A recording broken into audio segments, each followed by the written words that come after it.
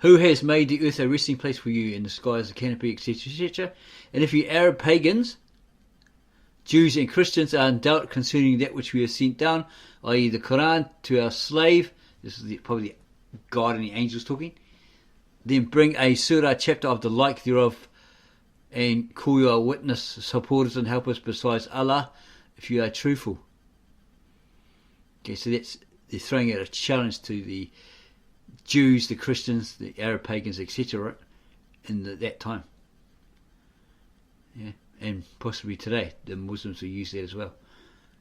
You know, if you think this is all incorrect, etc., etc., that the Quran's false, well then, you know,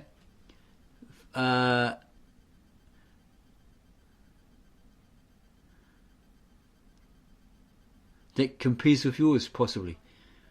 Yeah. Yeah, we just lost it. Yeah, bring a surah or chapter of the like thereof, and call your witnesses, supporters and helpers besides Allah or God, if you are truthful. Okay, prove to us that this here is not right, or that he is untrue, etc., etc. That sounds like what they're trying to say. But if you do it not, and you can never do it, then fear the fire of hell, whose fuel is men and stones prepared for disbelievers. Okay, so yeah, if you can't produce one like that, where it's doubtful, etc., etc., or incorrect or whatever, as they're requesting, and you can never do it, then yeah, watch out, you're going to go to hell. You know, you're going to burn forever. And this is what hell is like. It's a whole lot of men that are lighting the fire, sort of thing. Yeah, it's fuel and stones prepared for the disbelievers. And give glad tidings to those who believe and do righteous good deeds, etc., etc. And then there'll be gardens under which rivers flow, paradise, etc. Every time they were provided for free, therefore they'll say, this is what we were provided, blah, blah, blah. Okay.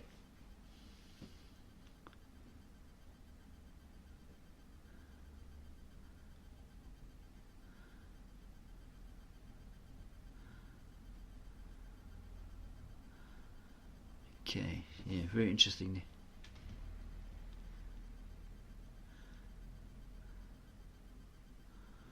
What is this? V22.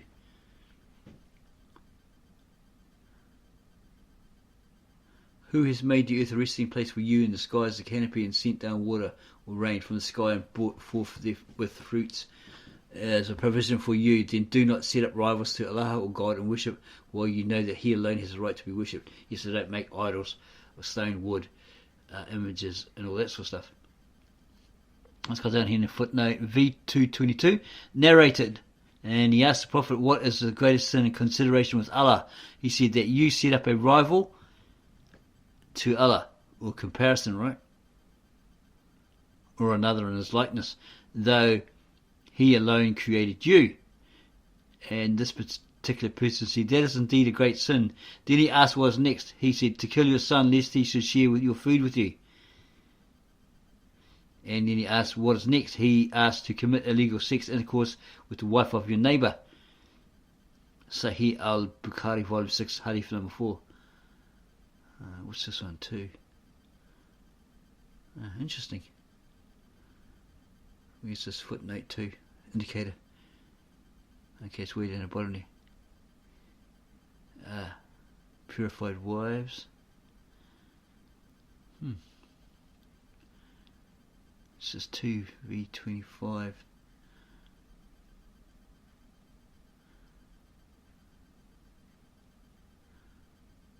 Okay, so what's it saying there? In the same form but different in taste, and they shall have therein azwajun mutaharratun. And further indicator says they don't have these certain things that normal people have. Interesting. The everyday people have, according to that footnote. Okay. Yeah, very interesting.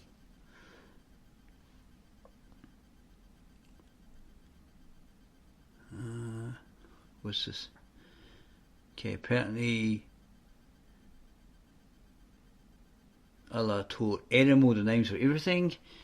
Then He showed them to the angels and said, tell me the names of these if you are truthful. Okay, he in the Genesis account presented all the animals to Adam to see what he would name them. He didn't name them first and then present them to Adam. He taught Adam all the names of everything, plants, vegetation, trees, animals, everything in nature, according to this.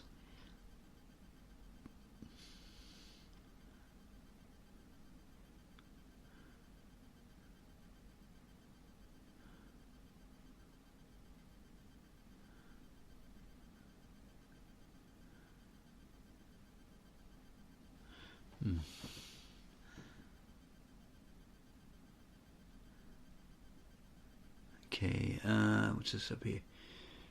Okay, so it goes on. Where are we? He taught Adam all the names of everything, then he showed them to the angels and said, "Tell me the names of these if you are truthful." The angels said, "Glorified are you, we have no knowledge except what you have taught us. Verily it is you, the all-knower, the all-wise." He said, "O Adam, inform them of their names." And when he had informed them of their names, he said, "Did I not tell you that I know the Gaib, unseen in the heavens and the earth, and I know what you reveal and what you have been concealing? And remember when we said to the angels, prostrate yourselves before Adam, and they prostrated except Iblis, or Satan. He refused and was proud and was one of the disbelievers, disobedient to Allah or God. And we said, O Adam, dwell you and your wife in paradise and eat both of them freely with pleasure and delight of things therein, as whether you or not." And so forth. It's got this footnotes here underneath. Okay. Go to Abraham. They will go to him and he will say, "I am not fit for this undertaking." Go to Moses, the slave to whom Allah spoke directly, and give him the Torah. Okay, so they're saying that, yeah, okay, in a sense, yeah, Moses, the prophets, etc., were slaves to God, right? They were basically servants. They weren't slaves like, time for your whipping, beating, no food for you, no shelter, get outside, live in the mud, that sort of slavery, okay? Because the slave, which is actually a servant, had it better off than that other person who had nothing, right? They had shelter, food to eat, water to drink, clothing, all that sort of stuff, yeah? Sort of like a payment for services. Whereas a slave, in that sense, he had nothing. Yeah? And there's lots of rules, God's rules about treating a servant, especially a Hebrew, Jewish, Israelite one, and all their rights and all this sort of stuff. There is a difference between those two words, servant and slave, in that concept, in that context, in that scriptural context. They're not the same. What does it say here? They will go to him and he will say, Abraham, I am not fit for this undertaking. Go to Musa or Moses, the slave or servant to whom Allah or God spoke directly and gave him the Torah or Torah. So they will go to him and he will say, I am not fit for this undertaking, and he will mention his killing a person who was not a killer, and so he will feel ashamed thereof before his Lord or his master, and he will say, go to Isa or Jesus, Allah's slave, who is actually his servant. You're doing the will of God, you would be his servant, not slave. His messenger and Allah's word and his spirit coming from him. Okay, so there's some spirit or power coming from Isa or Jesus, right?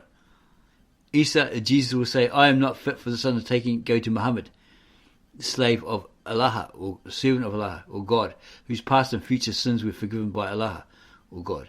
So they will come to me. Is this Muhammad saying that? They will come to me and I will proceed till I ask my Lord's permission, and I will be given permission. When I see my Lord, I will fall down in prostration, and he will let me remain in state as long as he wishes, and then I will be addressed. Yeah, it's talking about him. Muhammad, I will be addressed. Muhammad, raise your head, ask, and your request will be granted. Say, and your saying will be listened to. Intercede, and your intercession will be me. And then I'll intercede. He will fix a limit for me to intercede, whom I'll admit to paradise. So that's saying that Muhammad is the intermediary between God and man. And then he's the way to paradise. Is that what they're saying there? Read that again. Okay, he wishes, and then I will be addressed. Muhammad, raise your head. Ask, and your request will be granted. Say, and your saying will be listened to. Intercede, and your intercession will be accepted.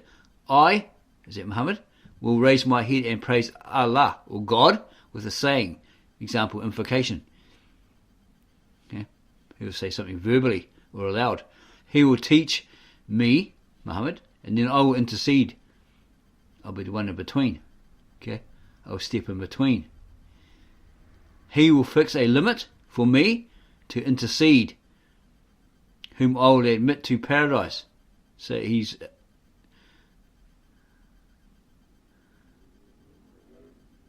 okay, and we're pretty sure that's saying he will set a limit for himself, or by himself, from himself, to intercede, to be the in-between, whom I will admit into paradise.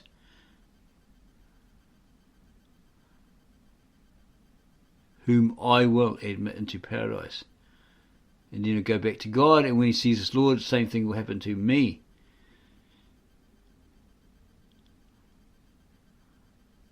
Yeah, I'm pretty sure that's what it says.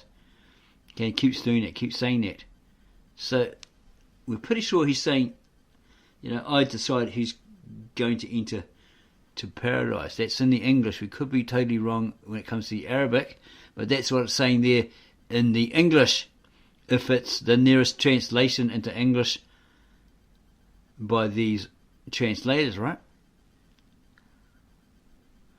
Let's highlight that. Muhammad, I will be addressed Muhammad. Raise your head, or lift your head, ask, throw us a question, and your request will be granted. Okay? If it's approved, it'll be granted. And say, and your saying will be listened to. So whatever you said, he'll be listening to, right? Come in between, and your intercession will be accepted. Your coming in between will be accepted, will be allowed. I will raise my head, this is Muhammad speaking, and praise Allah, or God, with a saying, example, invocation. And he will teach me, and then I will intercede. So he's stepping into something else, or out, right? It looks like he's coming in between. He will fix a limit for me, Muhammad, to intercede, whom I will admit into paradise. On that person's behalf, by the looks of it, sounds of it. Then I will come back again to Allah, and when I see my Lord, the same thing will happen to me. And then maybe someone will intercede on his behalf. Yeah? And then he will intercede, and Allah will fix a limit for him to intercede, whom he will admit into paradise. Then he will come back for the third time, and then he will come back for the fourth time, and will say, none remains in hell but those whom the Qur'an has imprisoned in hell, or sent to hell, and who have been destined to an eternal stay in hell. So it's predestination, isn't it? Or determined, because of their wrongdoings, their bad deeds, their wickedness, all that sort of stuff. The compiler, Abdullah said, but those whom the Qur'an has imprisoned in hell refers to the statement of Allah, or God, and this is in the Arabic, to abide therein, v. 1629. Sahih al-Bukhari, volume 6, hadith number 3, the intimate friend of the most gracious Allah. What's this? Okay, it's got down here. This may wrongly be understood as the spirit or soul of Allah or God. In fact, it is a soul created by Allah or God, i.e. Isa, Jesus. For example, Jesus, it was his word, be. And he was created like the creation of Adam.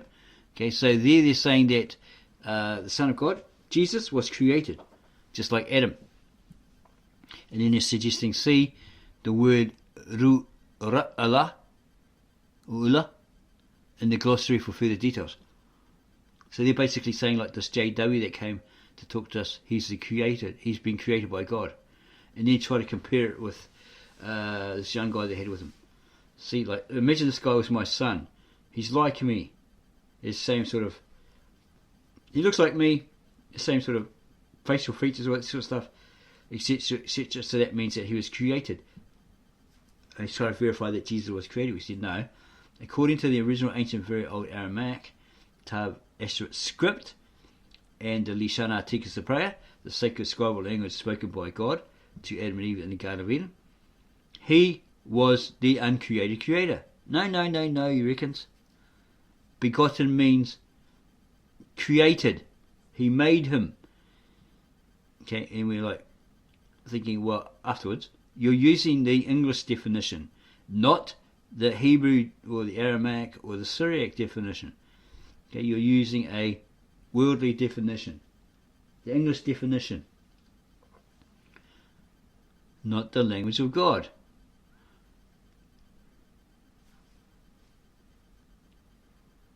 There's a vast difference between the two. Yeah? Have a look at the scriptures. It says the Christ, the Son of God, the manifestation of God, the Milta, was always there. And we could show you the Aramaic Exodus that states, basically, there's different scriptures and footnotes where it actually says he, the Son of God, is the uncreated creator. Brita 1, verse 1. He is the creator, because in the beginning, before he was at the beginning basically, he created the heavens and the earth. It was created for him, by him, and without him nothing would exist. And also back it up with John 1 to 4, says that, and also Exodus. When you look at the footnotes of Ahir Ashur, Ashur, here it points the four definitions, or the four footnotes explanations of the literal Aramaic point to the Christ. Okay? The uncreated creator. Because in the beginning, before our beginning, he was there with the Father. 1 John verse 1, right?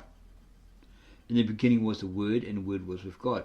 The Greek logos is actually incorrect. In the original Galilean Aramaic, it wasn't that. Logos. The Word, because the Word actually means more than the Word.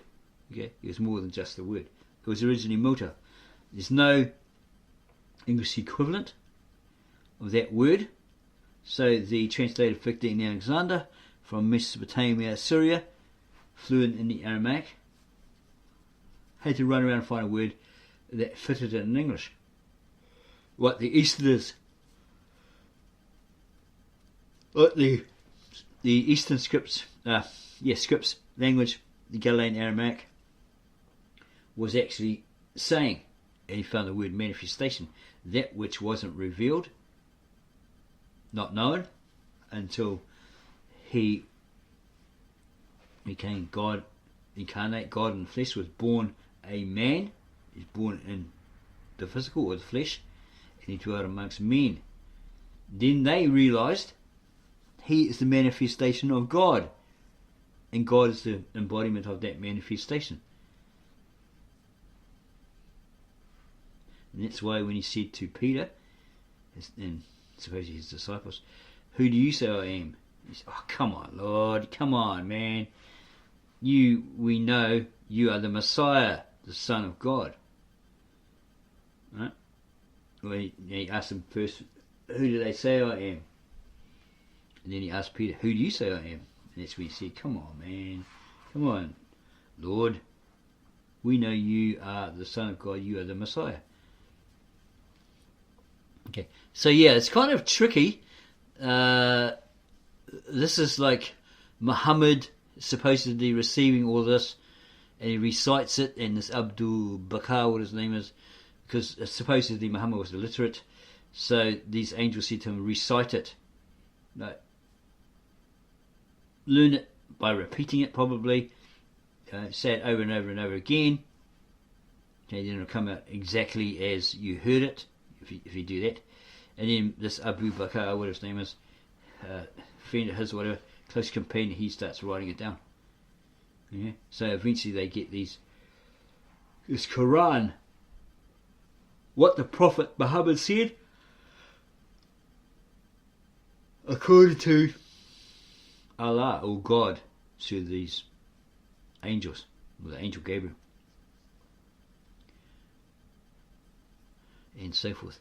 Okay, so we're going to leave it there temporarily. We're going to study it some more. We're going to go back over this video that we have put together in regards to this supposed nearest translation of the original Quran into the nearest English equivalent.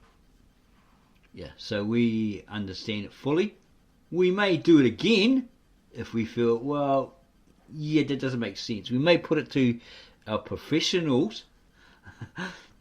Say, have a look at this, what do you think? And they'll say, well, yeah, you're right here, maybe a little out here, so here's what we suggest. That way people can't say, well, you're just making it up, or you're doing this, or you're doing that, like you're judging people, you're pointing the finger, you got this dislike for them, you're being judgmental, whatever, well, that sort of stuff, because that's what people have been doing lately. Trying to undermine us, trying to find flaws, trying to find something that'll stick, but challenging us to debates. And we'll say, okay, we'll have a debate with you. We'll sign up for Zoom, which we have free on our Linux operating system. You just got to sign up for it. We'll have a debate. Okay, that's the only problem. We have to, if we're going to do it one-on-one, we need a moderator, something like that, or to save you embarrassment, shame, loss of face, whatever. Because we provide the sources, the links to the top people. We ask professionals. We have it fact checked. We do all that sort of process, okay, to verify that what we're saying or what we're bringing to you is established facts. Synchronize the evidence. We found the evidence that proves it evident.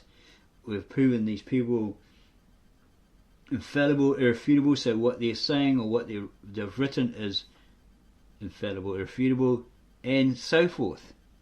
We have all these things in place, because we chose the name the Ministry of the Real Truth based on that.